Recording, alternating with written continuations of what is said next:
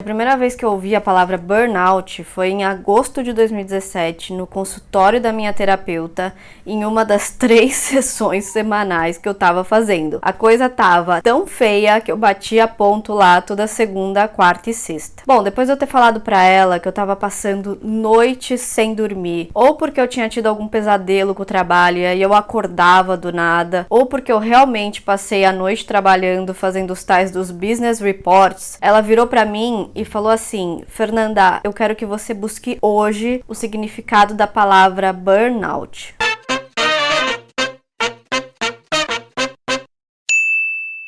Oi pessoal, tudo bom? Meu nome é Fernanda Henrique, sejam todos super bem-vindos ao canal. Bom, pra você que é novo por aqui, esse é um espaço pra gente falar, abre aspas, por que não aguentamos mais o ambiente corporativo. E o meu objetivo é falar principalmente que você não tá sozinha, que você não tá louca, que isso é algo muito mais sistêmico do que individual, como a gente imagina. Inclusive o burnout entra nesse bolo. E claro, eu não poderia deixar de te falar que se você se interessa pelo tema, vai lá, se inscreve, ativa o sininho para você receber os vídeos toda semana. Olha, gente, eu falei no começo do vídeo do meu caso pessoal porque eu fico impressionada e de forma muito positiva como a discussão do burnout evoluiu de uns 2 anos pra cá. Lá em 2017, eu nunca tinha nem ouvido falar sobre burnout, não conhecia ninguém que tivesse, inclusive quando eu fiz a minha pesquisa no Google, que foi a tarefa de casa que a minha terapeuta me deu, eu fiquei super confusa, eu não conseguia entender direito o que era burnout, eu achava que era depressão, mas aí não é depressão. Enfim, fico feliz, por um lado, de ver a discussão evoluindo dessa forma. Do burnout está fazendo parte do nosso vocabulário agora. Além disso tudo, eu diria que há uns anos atrás, o tema da saúde mental ainda era um tabu, tanto que eu demorei um tempo para aceitar que terapia poderia ser algo bom para mim. Sabe, eu sempre ouvia assim,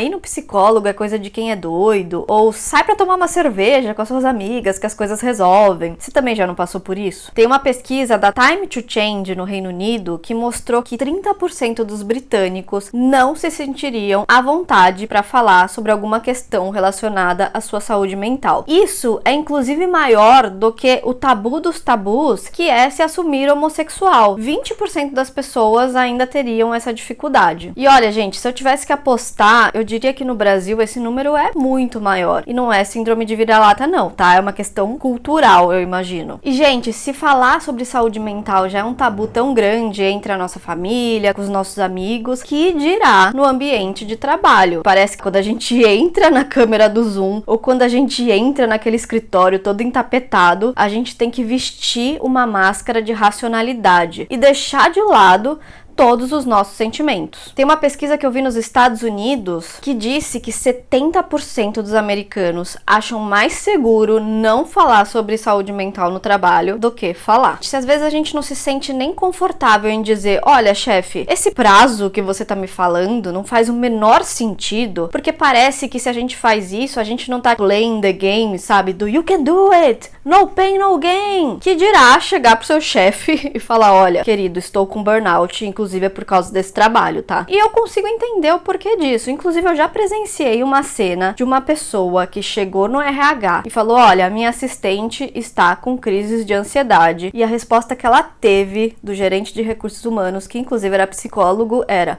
gente assim não tem perfil para trabalhar em ambiente competitivo. Não é à toa que 70% das pessoas não se sentem seguras em falar sobre saúde mental no trabalho. E de uns tempos pra cá, não deu mais para as empresas simplesmente taparem os olhos para essa questão, em especial durante a pandemia, que parece que o bichinho da saúde mental bateu aí na porta de todo mundo. Que 60% das pessoas que fazem terapia hoje começaram na pandemia. E tem uma pesquisa da Harvard Business Review que eu acho sensacional, que diz que 84% dos americanos em 2021 disseram que alguma coisa no trabalho impactou a saúde mental deles. E 68% dos millennials que deixaram ou o trabalho ou a função deles em 2021 fizeram isso por causa da saúde mental. Isso de forma voluntária ou involuntária. É muito grande esse número. Entre a geração Z, esse número é de mais de 80%. É como se o pessoal estivesse falando assim, não dá mais. E tem horas que não dá mais mesmo. A parte boa disso tudo é que eu realmente acho que as empresas, muitas delas, estão trazendo essa questão para dentro de casa. Eu venho vendo soluções que antes eu achava inimagináveis. Por exemplo, ter semana da saúde mental no trabalho, treinamento, licenças remuneradas maiores. Tem algumas empresas que inclusive pagam terapeutas, mas, sempre tem um mas, muitas dessas soluções são consideradas band-aids, porque elas tocam em temas que na verdade precisariam de cirurgias. E o que são essas soluções band-aids? São soluções que acabam não entrando no porquê das coisas. Por exemplo, eu já participei de uma dessas semanas de saúde mental e foi uma sessão inclusive muito legal. Teve aula de yoga, de meditação, teve palestra, teve jogos, brincadeiras, parece festa junina do colégio. Mas o povo que tava lá naquela sessão tava desesperado,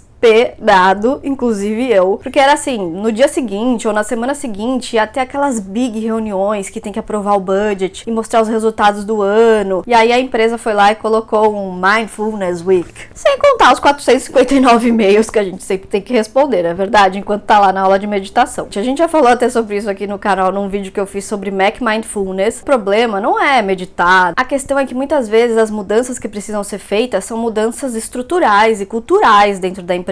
Como disse o Ronald Purser, que foi o autor aí do Mac Mindfulness, falta as empresas olharem para dentro e falar assim, mas por que os funcionários precisam de uma sessão de meditação? Por que tá todo mundo com burnout? Por que a gente tá tendo tanto afastamento? O que a gente fez para contribuir com isso também? Porque senão fica só no band-aid, vocês não acham? Mas aí veio a OMS, parece que ela arrancou com força esse band-aid, porque a partir do ano que vem, a partir de janeiro de 2022, o burnout será considerado um fenômeno ligado ao trabalho. O que significa isso? Bom, até então o burnout era considerado um quadro psiquiátrico. Porém, com a nova classificação da OMS, o burnout passa a ser considerado, abre aspas, um estresse crônico de trabalho que não foi administrado com sucesso. Vocês percebem a diferença? Sai de um problema que é meu, tá com burnout porque não aguento o tranco, para uma questão que a gente tem que olhar a empresa como um todo, para ser analisado o que está acontecendo ali no ambiente de trabalho. Por isso, nesses casos, pode ser sim que o funcionário venha a pedir indenizações da empresa e a empresa tenha que pagar. Como que a OMS classifica o burnout? São 3 fatores, anota aí, vai fazendo seu checklist. Primeiro, é uma sensação de esgotamento ou exaustão de energia. Segundo, é um maior distanciamento mental do trabalho e muitas vezes vê o trabalho com muito negativismo ou até com cinismo. E 3, é claro, você tem uma eficácia profissional reduzida. E como que isso vai funcionar na prática? Bom, a gente vai ter aqui uma advogada para falar exatamente sobre isso, mas basicamente vai ser analisado um laudo médico do funcionário, vai ser analisado o ambiente de trabalho, vão ser coletadas informações de testemunhas. Então, por isso, eu acredito que teremos muitos processos trabalhistas à vista.